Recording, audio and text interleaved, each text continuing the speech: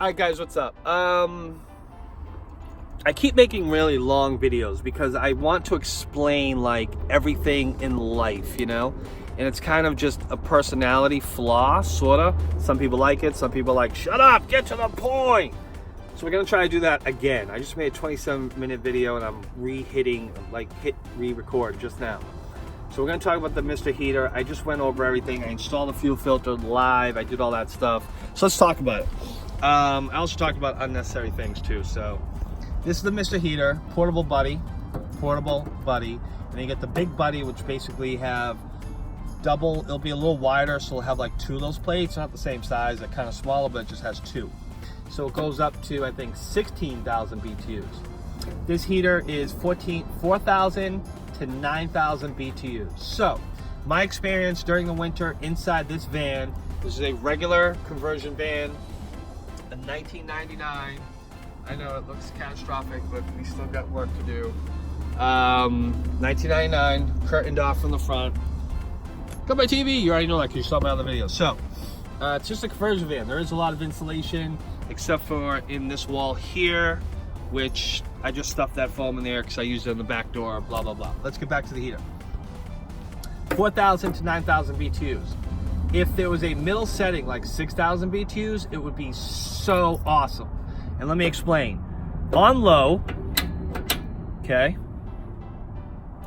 On low, and it's say 5 degrees outside. Wind chill is 5 degrees.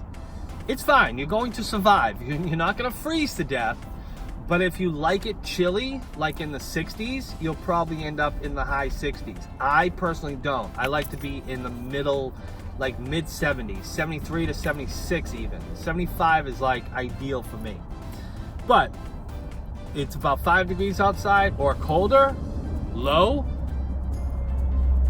it's gonna be chilly. If it's negative 13, I think it was negative 20 a few weeks back, the real feel was like negative 20 or negative 23 or something like that. It was crazy. Have it on high and you're going to be warm. If it's 5 degrees outside and you have it on high, you're going to be warm, okay? So it's unfortunate that there's not a middle setting, because 9,000 BTUs in about a 50 square foot space is too much heat. So yes, this thing will produce too much heat.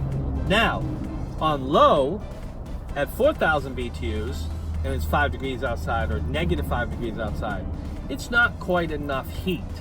It is, you're not gonna freeze to death, but again, like I said, I like it a little warm in the 70s. You're gonna kind of maintain somewhere in the high to mid 60s, maybe even lower.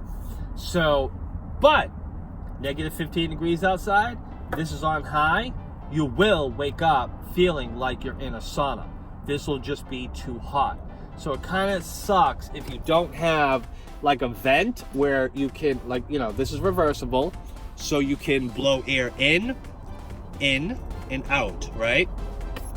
So if you're blowing cold air in and you know how to open up the lid just enough, just slightly cracking the lid, excuse me, it's just slightly cracking the lid, just a little bit, to mix the hot air with the cold air to get the right balance of temperature. Yeah, it never works out. It really doesn't work out. Last night, although I can say it was pretty good, I woke up today, temperatures were fine. I had the fan on like very low, the lid's cracked open slightly, and the heater's on low, but the temperatures were, you know, high 30s, so, or even high 20s, I think. So that makes the low setting a little hotter when you're in the 20s as opposed to single digits or below 0 digits Fahrenheit. Otherwise, this heater has been amazing. I did have a problem with the last one, and I'll just briefly explain that, so these are not really long, ridiculous videos.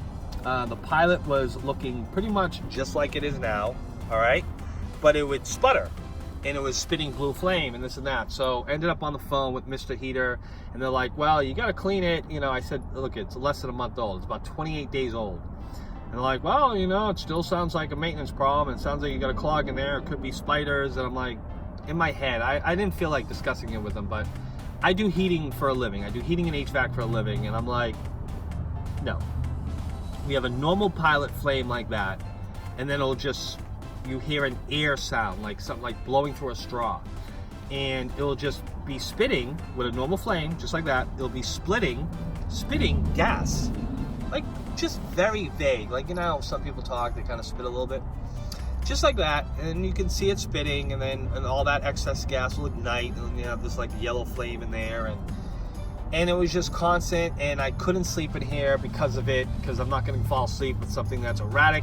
I'm not going to tear it apart because it's a month old. I don't need people telling me, well, you took it apart, so you avoided the warranty, we're not returning it, you know, all that stuff. And plus I don't want to. I just bought it. It was $118-ish, I think. I don't know how much it was, but around there. And yeah, no, it's getting replaced. I don't need to clean something after 28, 27 days, and nor do I want to. So one thing I realized is this hose, right, coming from my tank, we're not going to discuss it. I'll discuss it in a later video. I don't want to get into the whole theory of it. So the hose is a Mr. Heater hose, okay? And they claim that their hose does not require a filter because the hose will not break down. However, just like there are cheap gas stations, I don't know if you can see that gas station over there, you do have cheap gas at different gas stations as opposed to like your Shell and your Mobiles and your Exxons, right? You're gonna have your low-end budget gas stations, and they're going to get cheaper gas, hence why they'll have cheaper gas prices. And in that gas, you'll have extra moisture, you'll have impurities, and the same thing goes with your propane. You don't know what kind of quality you have as far as your propane goes. You just don't know. So it's not about the hose, it's not about the heater, it's about what impurities are in your propane. How much moisture is in there? How much, moisture create an erratic kind of burn, not really like a clogging. But if you've got a lot of impurities in the gas and they're running through your super clean hose into your super clean brand new heater, yeah, you're gonna end up with problems. So I ordered the filter. I don't know how much the filter was. It was less than 10 bucks. I'm pretty sure. If not, it was $13. I think it was 13 and change. So I got the filter because I was thinking about it, and I said, you know what? Maybe it was not, I don't think it was a maintenance thing. They wanted me to clean it with Q-tips and alcohol and blow it out with air. And I'm like, yeah, no, you shouldn't have to do that. It's not gonna collect that much dirt or anything sitting here in the course of 28 days. That's definitely not the issue. And if that was the issue, we'd have a very poor pilot flame. It'd be very low, and it'd be yellow and flickering off and on, like it kind of doesn't want to stay on, and it might even shut off. Not a strong pilot flame that's spitting at the same time. That's a total different issue. That means the valve and whatnot is kind of screwed up, and it's, you know, it's choking and letting gas in and out, and like it's not regulating properly like a gas valve should. So I realized I probably need a filter, okay? And so I just installed this filter in the last video I just recorded, and that's it. I have a filter. It's going to collect any impurities coming up into the unit, and it's going to keep the unit cleaner. So it's $13 for that. Otherwise, like I said, great heater. I wish there was a middle setting. I wish there was like a 6,000 BTU setting, or even a 5,500 BTU setting. I think that would be absolutely perfect and just amazing and much needed. 4,000 BTUs, like I said, when it's, you know, sub-zero temperatures, single digits, it's not warm enough. It's fine, you're not gonna die, especially if you sleep with clothes on. I do not, so that's definitely going to have an impact. If you have this on low and it's 0 degrees outside or lower, and you're sleeping fully dressed with pants and jackets and the whole 9 yards, you're gonna sweat to death, okay? But I like to make sure I feel like I'm in an apartment, like I would if I was at a normal house, if I was living normally, not just inside of a van. And that's how I want to live inside the van. That's how I want to feel while I live inside the van, okay? So that's why I do what I do and live how I live in my van, in my space, in my, okay. 9,000 BTUs, which is the high setting, is just too warm. Now, I think if you were like up north further or in Alaska and it's like negative 40 degrees outside, 9,000 BTUs would be the equivalent of below. It's going to keep you warm, definitely going to keep you warm, but you're not going to probably maintain 75, 78 degrees, and you're not going to wake up feeling like you're in a sauna.